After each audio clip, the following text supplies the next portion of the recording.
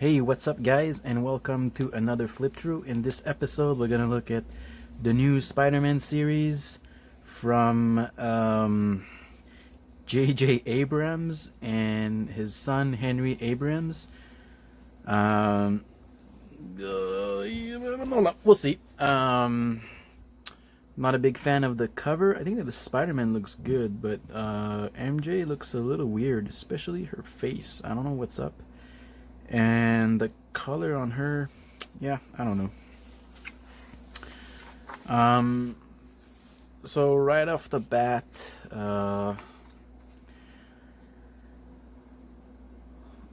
really liked the beginning of it. I know I'm not supposed to review. It's more just flipping through it and then give you my impressions. But the more I do these, the more I feel I end up reviewing the book, especially if I've just read it.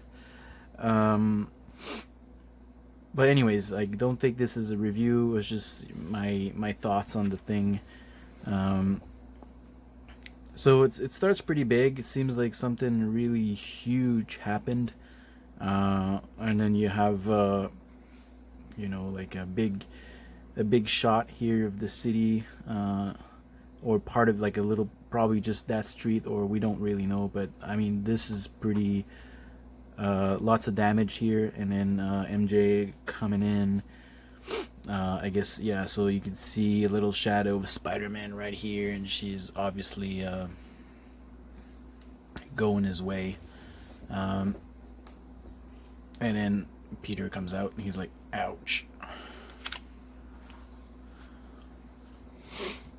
So, I don't know, it's weird, because I'm pretty sure it's the same artist that did the cover. But the interior is better than the cover, so I don't know.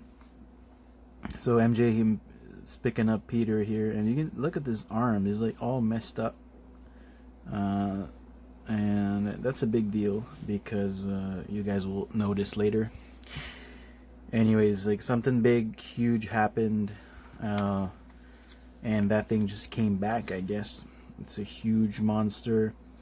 We're gonna learn his name a little bit later. I think his name is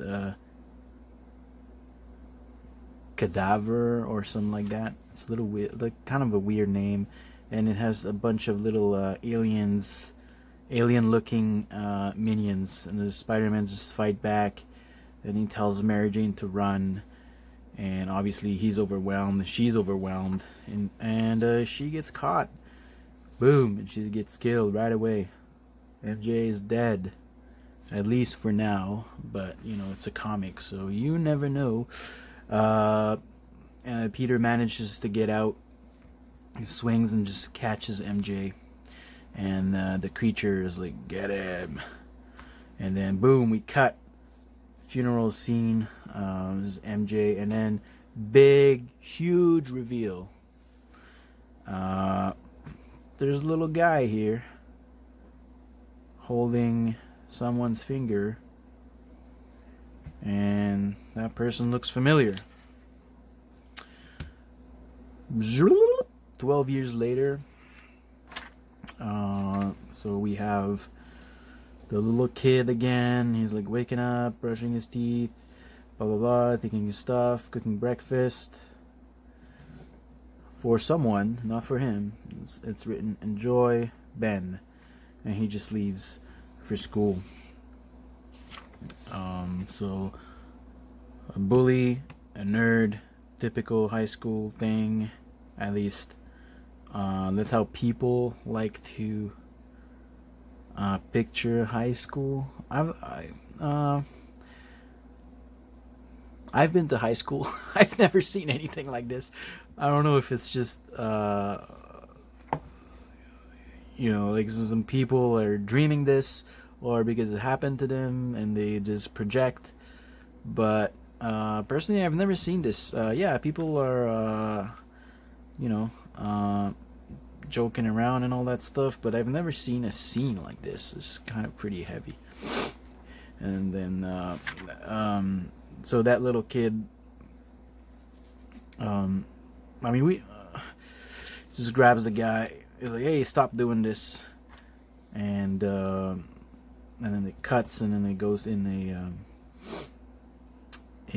a classroom. The teacher is just doing his stuff, and then boom, we see the bully being like he was launched literally into the classroom, and then that guy, that little kid, he's like talking with the principal, I guess, and he's gonna go in detention. And this is kind of where we understand what's going on. So someone comes in. He's like, "Thanks for coming, Mr. Parker." And he's like, "Call me Peter." All right, so now Peter Parker is established, and then we quickly understand that this kid here with the red hair,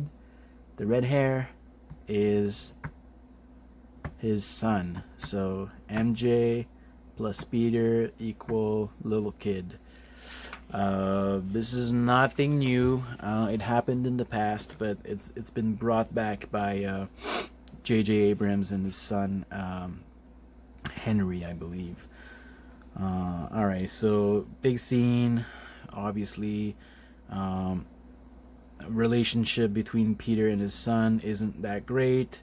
My understanding is that Peter is now like a full-time journalist, and he's just traveling back and forth, and he's not very present. Let's just say that. Typical thing. Again, father not present. I'm a father.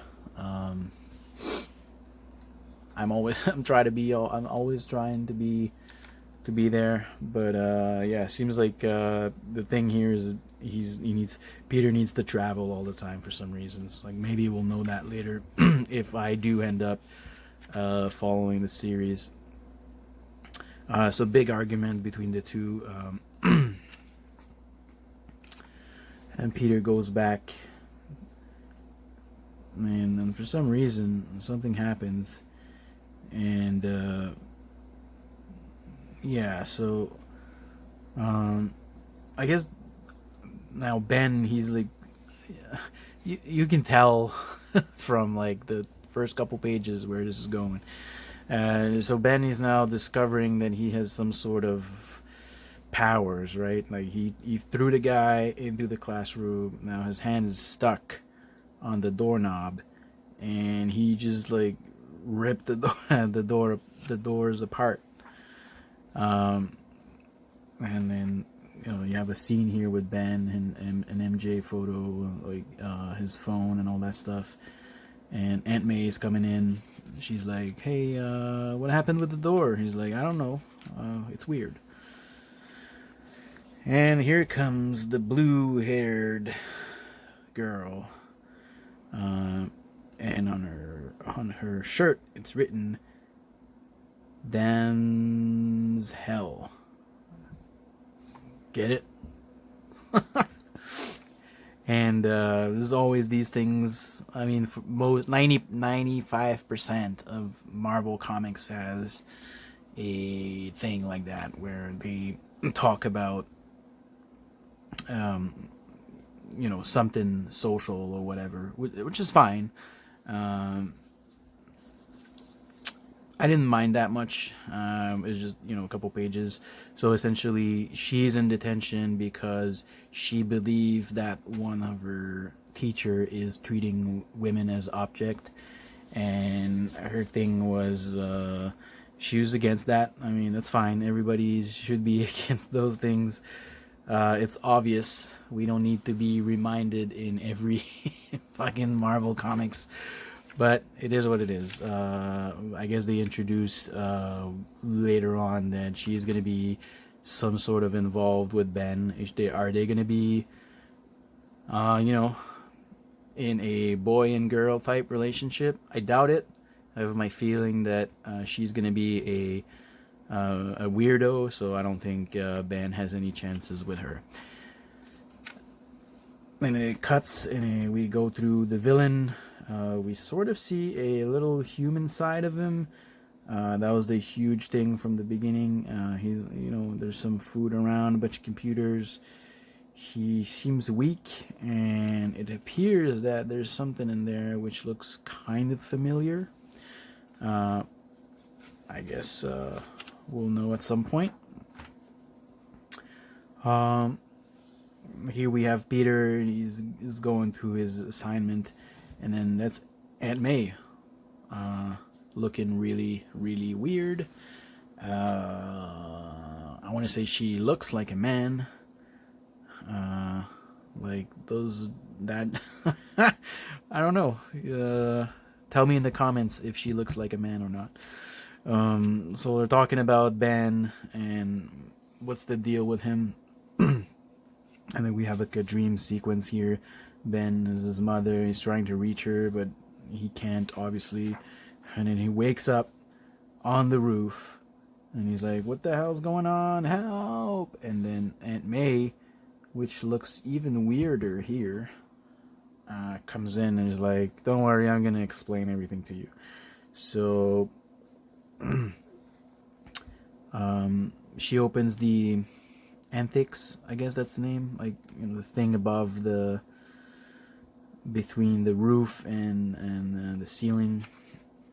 He goes like, she's like, "Yeah, just go there, open that, there's like a place somewhere and on the floor, just open that, grab the box and look at the bottom." And he finds a Spider-Man costume. Yay! So Benny's gonna be Spider-Man. All right.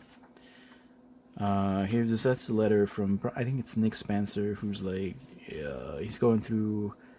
It looks like he's the hero in there, because it seems like he's the one who brought J.J. Abrams to comics, which I doubt. I've read like half of it. I'm sure there's more explanation later, but yeah. It was alright. I don't think I'm gonna religiously buy this thing. I've mentioned it before. Most of the Spider-Man titles are like, but once in a while you gotta try them. It's like, I really like the symbiote Spider-Man. I thought it was good. This, I don't know, maybe it will be. But the issue 1 was okay. I have to admit. Alright, so if you guys enjoyed the video, please make sure to hit the like button on your way out. Subscribe if you're not subscribed. And please, if you have some feedback or comments, just drop them in the comments section below. I'll answer. I'll make sure to leave a note if you leave the note. And I would really appreciate it. So thanks for watching, and I'll see you next time. Bye bye.